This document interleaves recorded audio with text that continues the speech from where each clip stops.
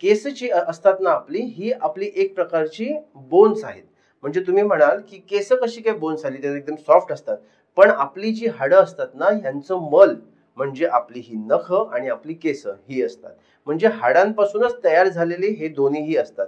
मग ह्यांची ताकद जी असते ना, ती आपली हाडांवरतीच डिपेंड असते. म्हणजे तुम्ही आता असं नका समजू, की डोक्यावर टकलं पडलं म्हणजे आपली हाडं वीक आहेत, असं नाहीये. तुम्ही बघा, ज्यांच्या डोक्यावरती केस कमी असतात ना, त्यांच्या शरीरावरती केस जास्त असतात आणि त्यामुळेच त्यांच्या हाडांची सुद्धा ताकद त्याच्यावरून ठरली जाते. पण डोक्यावरच्या केसांचं गोष्ट थोडीशी वेगळी असते.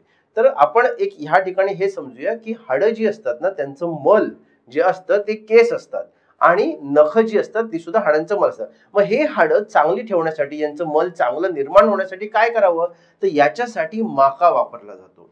मित्रांनो, माका म्हणजे भृंगराज.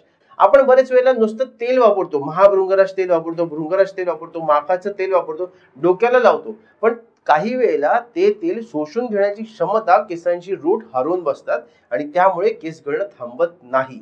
म्हणून आपल्याला काय करावं लागेल, तर भृंगराजाचं चूर्ण अर्धा पाट आणि यष्टीमधूचं चूर्ण अर्धा पाट हे दोन्ही एकत्र करून त्यांचा अर्धा चमच फक्त सकाळी उपाशी पोटी आणि अर्धा चमच रात्री जेवणाच्या नंतर अशा प्रकारे जर घेतलं तर तुम्हाला चांगला फायदा